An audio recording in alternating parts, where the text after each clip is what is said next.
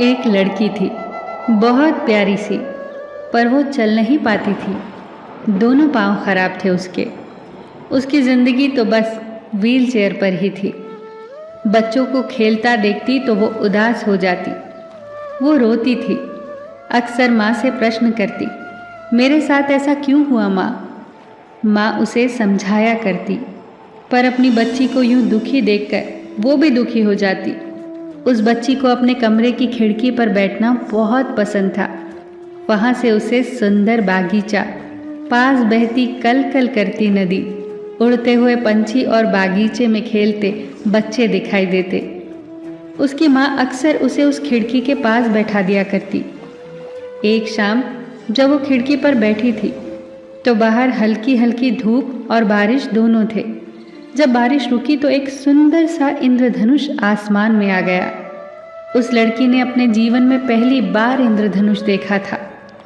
7 रंगों से बना वो इंद्रधनुष लड़की के मन को मोह रहा था। वो लड़की इंद्रधनुष निहार रही थी कि बादलों ने सूरज की रोशनी को ढक लिया। लड़की ने जोर से माँ को आवाज़ लगाई। माँ भागती हुई आई। लड़की के चेहरे पर बड़ी सी मुस्कान थी।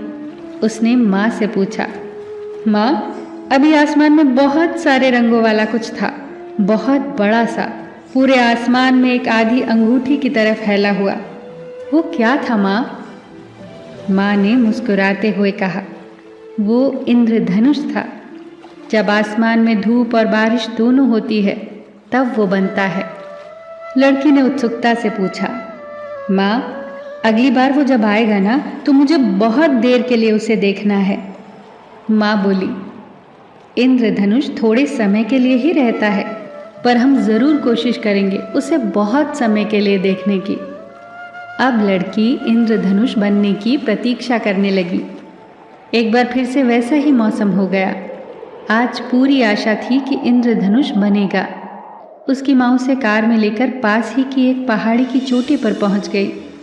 जब इंद्रधनुष निकला तो पहाड़ी की चोटी से वो इतना खूबसूरत दिखाई दे रहा था कि लड़की की खुशी का ठिकाना न रहा। लड़की अपनी कल्पनाओं में उस इंद्रधनुष के साथ खेलने लगी, उससे बात करने लगी। वो दोनों बहुत खुश थे। कुछ देर बाद इंद्रधनुष ने कहा, अच्छा प्यारी बच्ची, अब मुझे जाना होगा।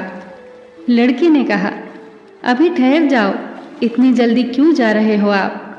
कितने अद्भुत और सुंदर हो आप, सबको इतनी खुशियाँ देते हो, फिर इतने कम समय के लिए क्यों हो आप? इस पर इंद्रधनुष ने मुस्कुराते हुए उत्तर दिया, जब ईश्वर ने मुझे बनाया था तो यही कहा था कि मेरा जीवन काल बहुत छोटा होगा। मैंने इसे स्वीकार कर लिया। मेरी इसी स्वीकार्यता के कारण मेरा रूप अद्भुत हो गया। मैं बेहद खूबसूरत रंगों से ढक गया। फिर मैंने सोचा कि मेरा जीवन काल छोटा है तो क्या हुआ, मैं इस छोटे से जीवन काल में ही दूसरों को खुशियाँ दूंगा। लड़की इंद्रधनुष की बातों से बहुत प्रभावित हुई। उसकी बातें लड़की को बार बार याद आती रही। फिर लड़की ने सोचा, ईश्वर ने मुझे जो दिया है उसे मुझे स्वीकार करना चाहिए।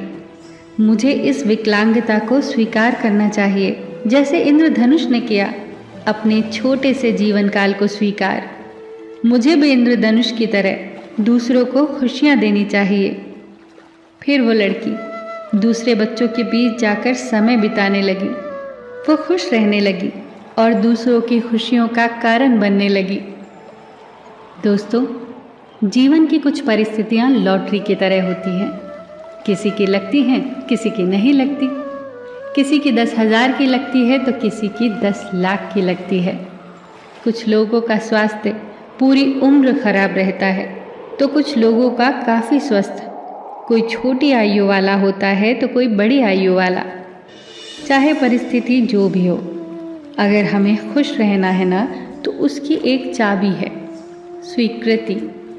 जिन विपरीत परिस्थितियों को हम बदल सकते हैं उन्हें बदल डालिए, पर जिन परिस्थितियों को बदला नहीं जा सकता उन्हें स्वीकार कर लीजिए। क्योंकि या तो आप रोकर जिंदगी गुजार सकते हो या हंसकर। तो बेहतर यही होगा कि खुद भी खुश रहो और दूसरों में भी खुशियां बांटो, उस इंद्रधनुष की तरह